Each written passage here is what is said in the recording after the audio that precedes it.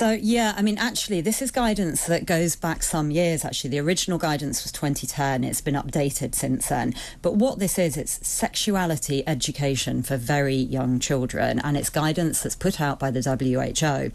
And what this guidance effectively says is that children as young as 2 or 3 should be taught about sexual identity, gender identity, sexuality, and they should be encouraged to explore this. And many people, myself included, are very uneasy about this because a number of reasons why. But, if you look at the actual substance of the guidance, it appears to be introducing very adult concepts to children very, very early. Once again, as with everything with the WHO, it is also a very top-down approach to health and education. So, I think stepping back, one might ask, well, what on earth is this organisation doing, telling states what their education sectors should and shouldn't be teaching children? And the actual content, it's really, really troubling and it's really sinister. So just to give you one example in the context, it's all primary age children. It assumes that primary age children should be taught about consensual sexual matters and non-consensual. And I think many of us would say, well, hang on, that assumes that kids can consent to sexual interactions. I mean, what are we talking? This is young kids, primary kids.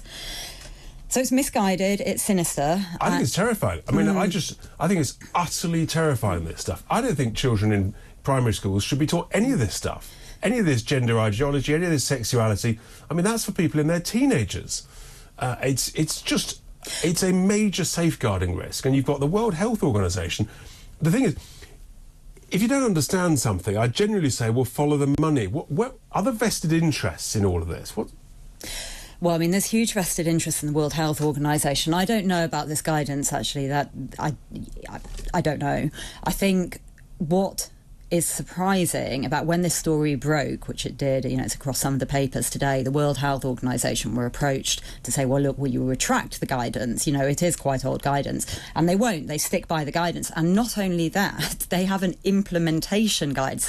And that is across a global implementation of this guidance. And there was a report issued a couple of years ago saying, actually, this guidance is, and I can't remember the exact figure, but it's only partially implemented across the globe. And that's not good enough. We want all countries to adopt this sexuality education guidance. And it does look like some countries, so our government says it has not relied on it has not incorporated the guidance. We do know that other countries have, so it looks like Wales refer back to the guidance in their national sex education curriculum. So, this has an impact and it permeates through, and I think many parents will be very shocked to understand that these policies this is why it's so important we talk about it, because most parents in Wales will have no idea that, in fact, I didn't realise that Wales would, this is just utter madness. And then you've got concerns about the World Health Organization taking sort of essentially authoritarian powers in future pandemics. But before you know it, this will sort of extend into other areas like this.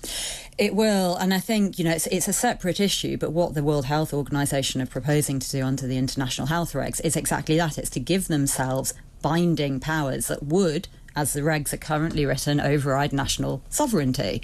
And you have to look at the organisation's overall fitness for purpose.